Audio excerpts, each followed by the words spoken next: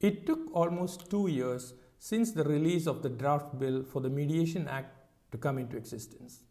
Let us have a look at the 10 things you should know about the Act. First, it consolidates the law on mediation in India. It overrides, it amends, and it even subsumes other laws subject to a few exceptions. It goes on to define mediation, explain types of mediation, and also settle the mediation conciliation battle. Secondly, it recognizes party autonomy as the paramount feature of mediation. The parties are free to commence or not commence mediation. The parties are free to decide the place, language, and mode of mediation or opt for the default mechanism. The parties are free to continue with or withdraw from mediation proceedings. And most importantly, the parties have the right to self-determination. They are free to settle or not settle their disputes. Thirdly, it sets out a facilitative role for courts. Amongst others, the courts have the power to refer the parties to mediation at any stage of the proceedings before it. The courts may order suitable interim relief, at least in certain cases. The courts, of critical importance, have the power to deal with the applications for the enforcement or challenge of mediated settlement agreements. Fourthly, it explains the test of non-mediatability. The Act provides an indicative list of matters or disputes that are not fit for mediation. Fifthly, it ensures proper, smooth, and timely conduct of mediation.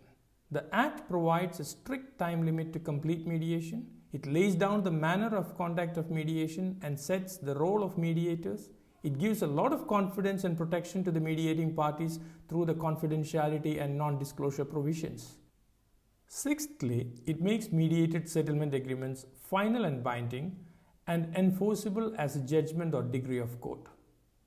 The Act thus addresses one of the fundamental grievances against mediation regarding the difficulty in enforcing its outcome. A challenge may be made against the settlement agreement, but the Act prevents the parties from making indiscriminate challenges by imposing substantive and procedural restrictions. Seventhly, it establishes the Mediation Council of India to promote mediation in India. The Council effectively creates a national mediation network and brings the much needed professionalism into mediation.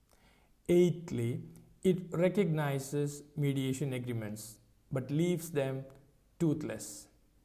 Mediation agreements are defined and some formal requirements are prescribed by the Act, which is good, but there is no specific consequence for breach or non-compliance, which is not good. Ninthly, it makes no mention of the Singapore Convention on Mediation.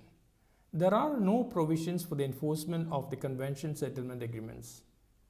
Being a signatory to the Convention, we will eventually provide for the enforcement of the Convention settlement agreements, but for the time being, leaving the Convention out of the Act goes down as a missed opportunity. Finally, it creates confusion by retaining the idea of pre-litigation mediation. It appears as if the drafters are too fixated on the idea of pre-litigation mediation, although they have made it optional. So in conclusion, there are shortcomings, there is a long way to go, but the Act is definitely a good start as far as mediation in India is concerned.